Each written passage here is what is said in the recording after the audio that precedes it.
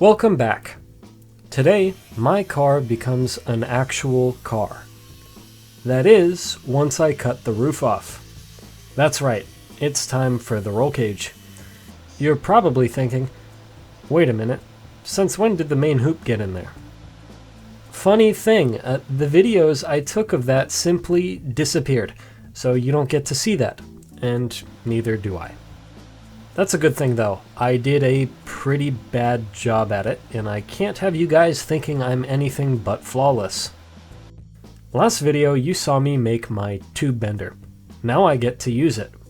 I am using Bend Tech software to do the math on my bends for me.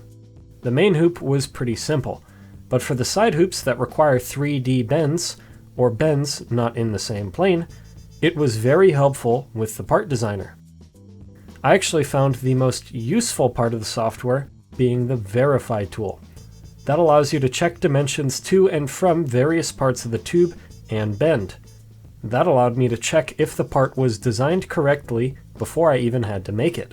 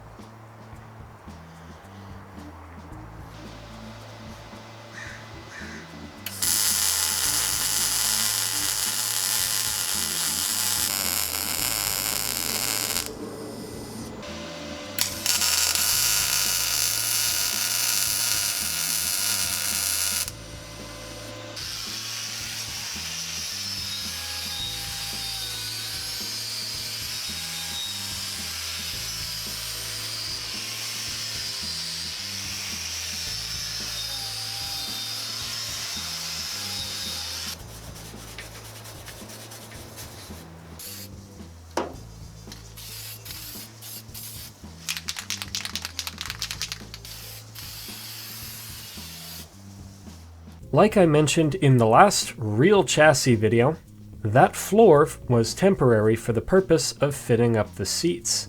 But I was an idiot and seam welded it, so I got to go around and manually grind it back out. This was so painful, I even considered just putting in a whole new set of frame tubes, but that would be even more work.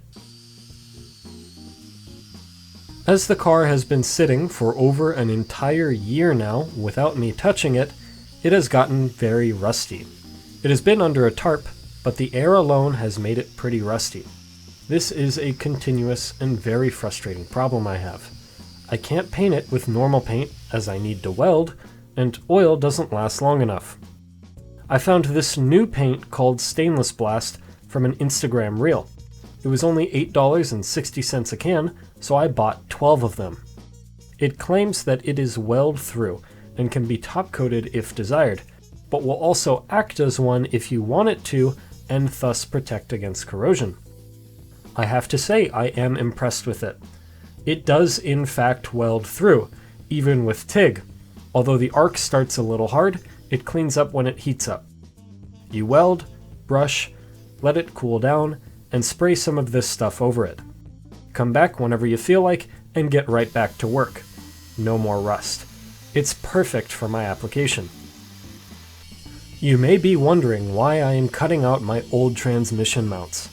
Long story short, in order for my steering rack to work correctly, the engine must be moved rearwards. The upside is that I have a new CNC plasma cutter that can make me a new mount.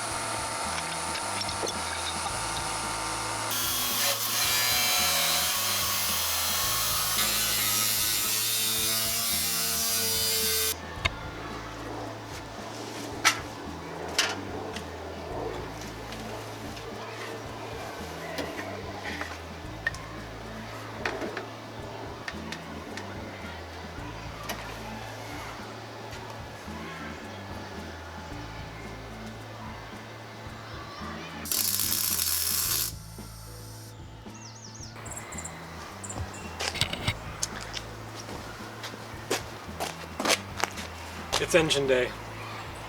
Or hopefully so.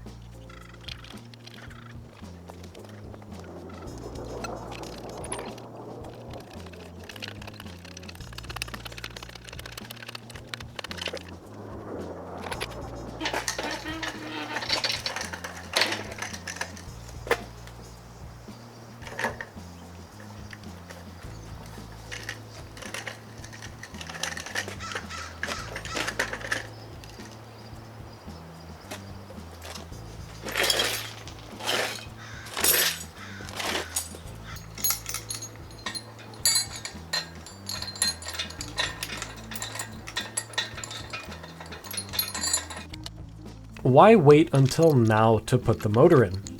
Well, this motor is pretty heavy, around 600 pounds. If I had put the motor in before the roll cage and shock towers, there's a very good chance the motor will pop the frame out of alignment, or at least a lot more than it already is. Welding in the cage locks the frame in place, so even a few more 1,000 pounds wouldn't be enough to mess it up. It also means that once I get the mounts welded in, they're not moving from that spot, and when I take the motor out, it can go right back in.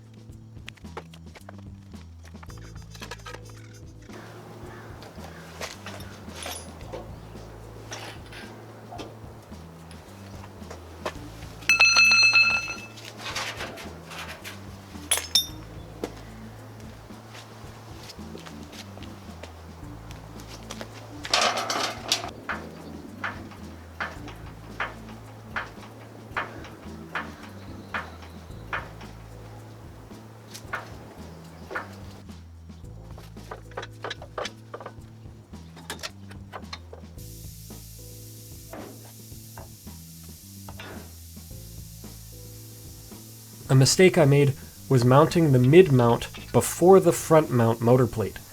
This means the absolute slightest misalignment at the rear transmission mount completely throws off my engine position at the front. There's a tube down there. I checked the angle with that. It's right in the front. It's same plane as the rest of the frame. Check the angle of that, check the angle of the motor plate, because the motor plate should be pretty precise. They're the same angle. Meaning if this thing is crooked, it's pretty close.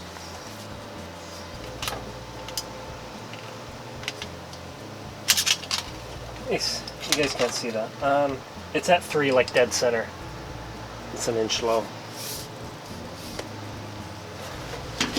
Needs to be 4.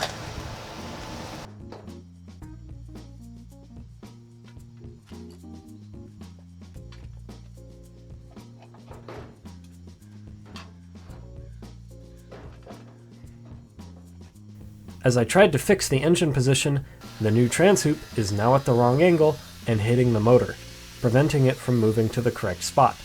So that gets cut out too.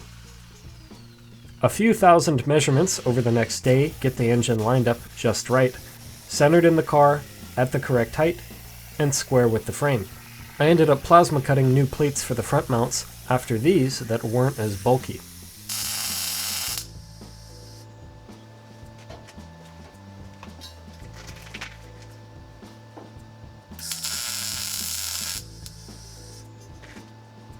With the front mount in, I can weld the mid-mount transhoop back in place. But the holes in the motor plate don't line up anymore, so it's junk. I picked up a 5/16 inch thick piece of 6061 T6 aluminum to make a new motor plate out of, using the old one as a template.